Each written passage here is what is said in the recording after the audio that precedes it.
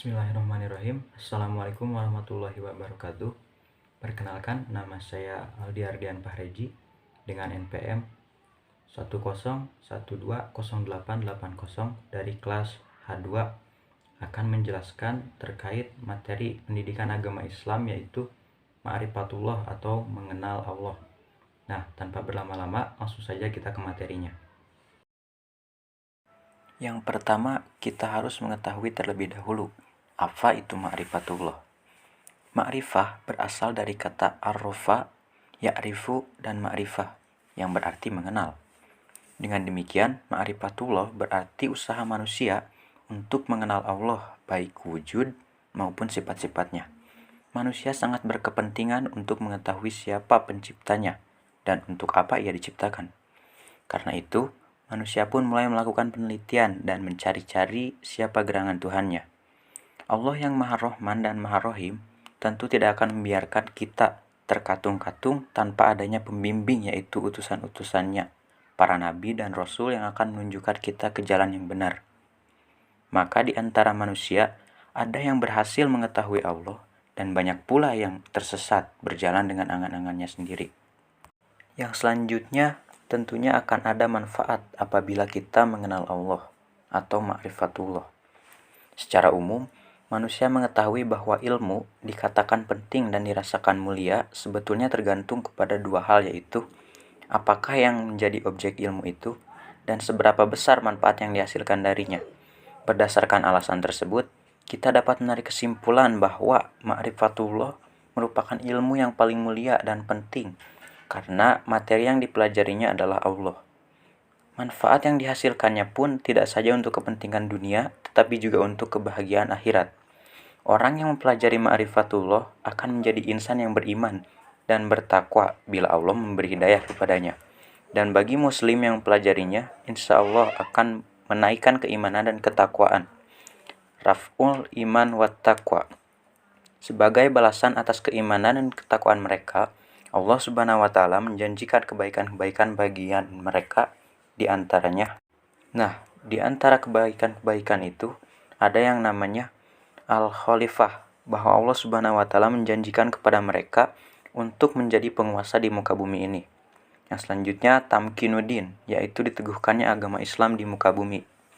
Al-Amnu berarti Allah Subhanahu wa Ta'ala akan mengkondisikan orang-orang yang beriman dengan rasa aman dan tentram setelah sebelumnya mereka selalu ditimpa keresahan dan ketakutan.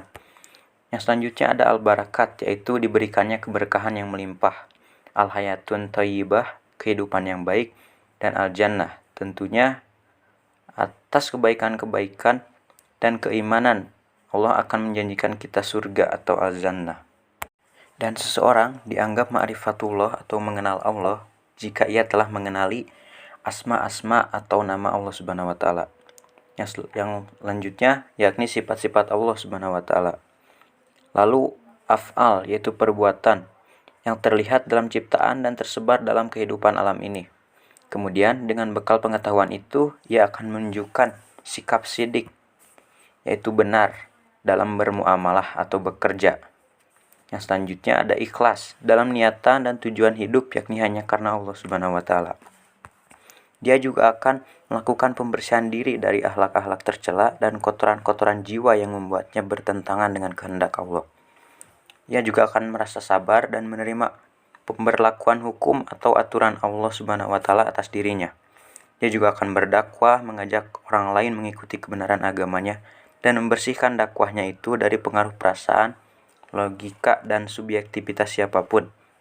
Ia hanya menyerukan ajaran agama seperti yang pernah diajarkan oleh Rasulullah SAW. Selain itu, pemahaman ma'rifatullah yang benar harus didukung oleh dalil-dalil yang kuat dan sahih yang sudah Allah siapkan agar kita sebagai hambanya memikirkannya. Yang pertama ada dalil nakli. Allah Subhanahu wa Ta'ala menurunkan Al-Quran sebagai petunjuk dan juga peringatan untuk umat manusia. Allah Subhanahu wa Ta'ala berfirman dalam Quran surat Al-An'am ayat 19, yang dimana ayat ini menjelaskan bahwa Al-Quran memberi petunjuk kepada manusia akan hakikat Tuhan Rabbul Alamin, yaitu Allah Subhanahu wa Ta'ala. Yang kedua ada dalil akli. Jika manusia merenungkan apa yang terdapat di alam semesta, pasti akan menyadari bahwa keharmonisan sistem alam semesta tidak terjadi secara kebetulan. Pasti ada yang maha mengatur dan maha menjaga atas hal ini. Dialah Allah Subhanahu wa Ta'ala. Yang selanjutnya ada dalil fitrah. Jika manusia menggunakan fitrahnya, maka dia pasti akan menyatakan bahwa tidak ada Tuhan selain Allah yang maha menciptakan alam beserta isinya. Allah Subhanahu wa Ta'ala pun menjelaskan dalam Quran surat Al-A'raf ayat 172 yang artinya, "Dan ingatlah ketika Tuhanmu mengeluarkan keturunan anak-anaknya Adam dari sulbi mereka dan Allah mengambil kesaksian terhadap jiwa mereka seraya berfirman, 'Bukankah aku ini Tuhanmu?' Mereka menjawab, 'Betul, Engkau Tuhan kami. Kami menjadi saksi.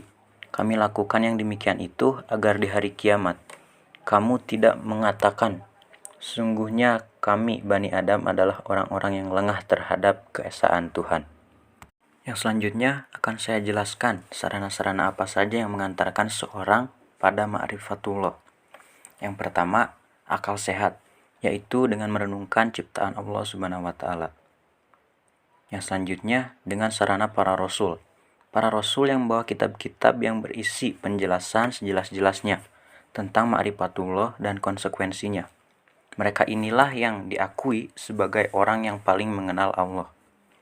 Sarana ketiga yakni dengan asma dan sifat Allah Subhanahu wa Ta'ala. Mengenal asma atau nama dan sifat Allah Subhanahu wa Ta'ala disertai dengan perenungan makna dan pengaruhnya bagi kehidupan ini menjadi sarana untuk mengenal Allah Subhanahu wa Ta'ala.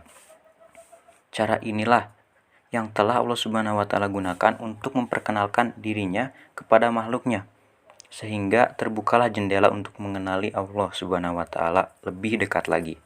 Selain itu juga akan menggerakkan dan membuka hati manusia untuk menyaksikan dengan seksama pancaran cahaya Allah. Selain itu, juga ada beberapa hal yang menjadi penghalang bagi kita dalam ma'rifatullah atau mengenal Allah, yang diantaranya al-kubru atau sifat sombong. Sifat sombong ini tentu akan menghalangi jalan dalam ma'rifatullah, karena orang sombong akan cenderung tidak mengakui keberadaan Allah Subhanahu wa Ta'ala. Kesombongan merupakan suatu sikap di mana hati seseorang ingkar dan membantah terhadap ayat-ayat Allah Ta'ala.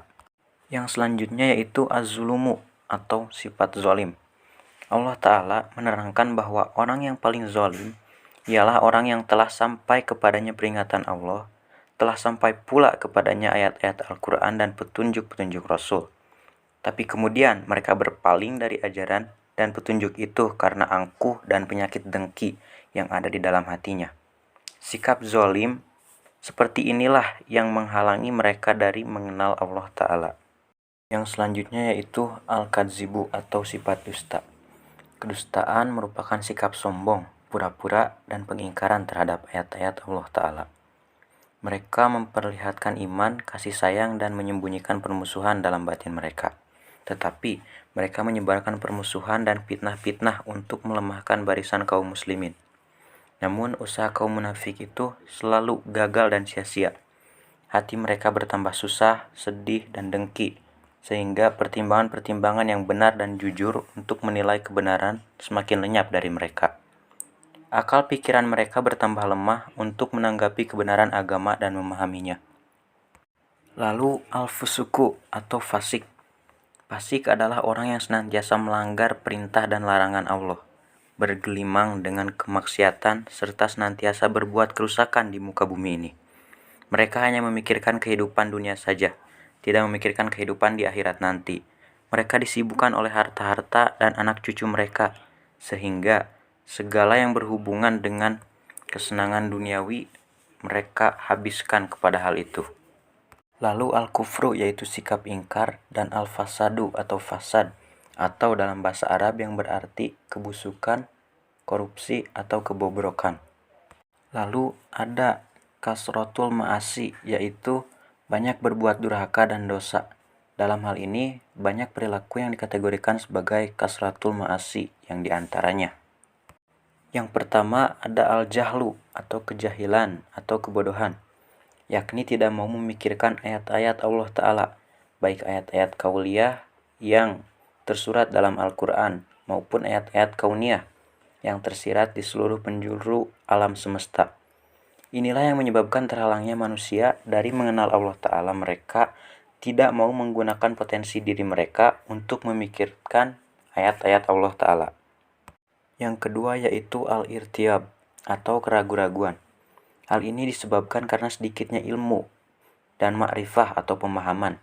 Bisa dikatakan pula keraguan-raguan ini lahir dari kebodohan. Begitulah orang-orang munafik selalu berada dalam kondisi terombang-ambing antara iman dan kafir. Yang ketiga ada al-inhiraf atau penyimpangan. Manakala manusia tidak mau berpegang teguh kepada petunjuk Allah Ta'ala, tidak mau berkomitmen melaksanakan tuntunannya, bahkan mereka malah mengikuti hawa nafsu dan akal pikirannya, maka pada saat itulah hatinya akan keras membatu. Terhijablah petunjuk Allah Ta'ala darinya. Ia pun melangkah semakin jauh dari jalan yang lurus, sehingga tak mampu mengenali Allah Ta'ala dengan benar. Hal seperti ini pernah dilakukan oleh orang-orang Yahudi pada masa lalu. Yang keempat yaitu al-ghaflah atau kelalaian. Sebelumnya telah disebutkan bahwa jika manusia tidak menggunakan potensi dirinya untuk memahami ayat-ayat Allah Ta'ala, maka mereka akan terhalang dalam mengenal Allah Ta'ala. Hal ini karena kebodohan mereka itu membuat mereka lengah atau lalai. Nah, sifat-sifat yang demikian itu tentunya haruslah kita hindari agar kita dapat lebih mengenal Allah Subhanahu wa Ta'ala atau yang bisa disebut ma'rifatullah. Dari sini dapat dipahami bahwa ma'rifatullah bila dipelajari dengan benar akan menambah keimanan dan ketakwaan. Orang-orang yang bijak dan memiliki akal sehat tentu akan memilih beriman dan bertakwa kepada Allah daripada mengingkari atau mempersekutukannya dengan hal-hal yang lain. Maka dari itu, marilah kita bersama-sama mempelajari ma'rifatullah ini agar kita lebih mengenal Allah Subhanahu wa Ta'ala, sehingga menambah keimanan dan ketakwaan kita. Amin ya rabbal alamin. Sekian dari saya, mohon maaf bila ada kesalahan. Wabillahi taufiq wal hidayah. Assalamualaikum warahmatullahi wabarakatuh.